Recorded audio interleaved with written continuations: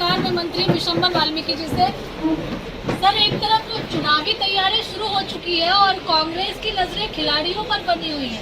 आपको लग रहा है जिस तरह से राहुल गांधी ने विनेश फोगाट से, बजरंग पूनिया से मुलाकात की है, खिलाड़ियों को इस बार मैदान में उतारेगी कांग्रेस, भाजपा को कितना नुकसान होगा?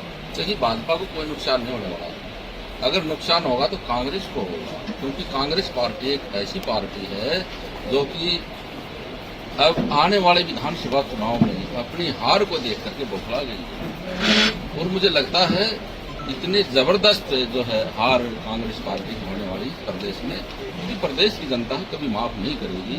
कांग्रेस जो झूठ बोल करके लोकसभा चुनाव में लोकतंत्र की हत्या करके जो वोट लिया हम लोगों से, मुझे लगता है आने वाला विधानसभा का चुनाव हमारा आएगा, उसमें कांग्रेस का सुपड़ा साफ हो जाएगा और भारतीय जनता पार्टी फिर से तीसरी बार और दूसरी बार हमारे बहुत यशस्वी मुख्यमंत्री, एक हंसमुख मुख्यमंत्री श्री नायब सैनिक जी के नेतृत्व में दूसरी बार मुख्यमंत्री बनेंगे और प्रदेश में तीसरी बार भारतीय जनता पार्टी की सरकार बनेगी।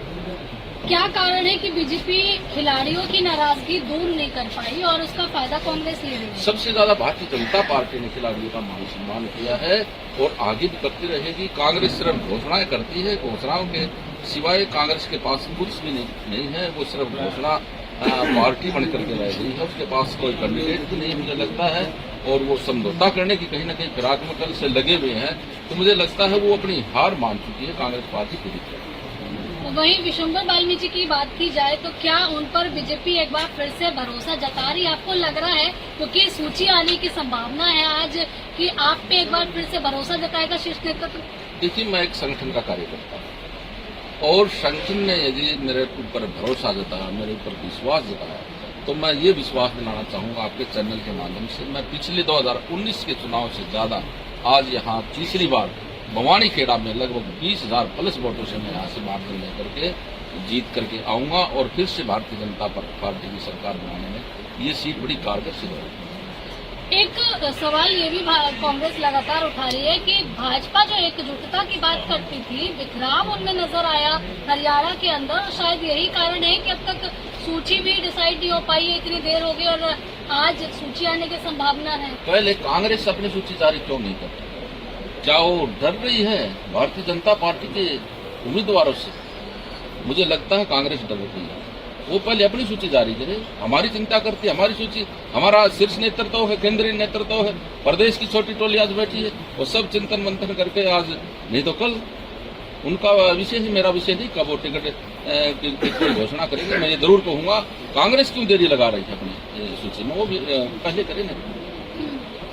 क्या मान रहे हैं कि इस बार मुद्दे आप लोगों के क्या रहेंगे? क्योंकि देखिए, अंतरकलह तो है, ये तो जग जाहिर है कि अंतरकलह का कहीं न कहीं नुकसान भाजपा को हरियाणा में उठाना पड़ रहा है। मुद्दे कौन से रहेंगे आपके जो आप मैदान में जा रहे हैं? अंतरकलह भारतीय जनता पार्टी में नहीं है, अंतरकलह कांग्रेस पार्टी में है और इतनी अंतरकलह है, पता नहीं कितने कितने उससे कांग्रेस में मुख्यमंत्री पद के दावेदार हैं। यहाँ दावेदारों की कोई सूची नहीं है। यहाँ तो सिर्फ और सिर्फ एक नायब सैनी जी जो है यशस्वी मुख्यमंत्री इस प्रदेश के हैं, सिर्फ हमारे एकमात्र मुख्यमंत्री के दावेदार हैं तो नायब सैनी जी हैं। और कांग्रेस में कई लोग मुख्यमंत्री के हैं, कहीं बाप, कहीं बेटा, कहीं शैलजा, कहीं रणदीप सुरजेवाला, यानी कितने लोग वहाँ दावेदार हैं। कोई अंतरकलह नहीं है।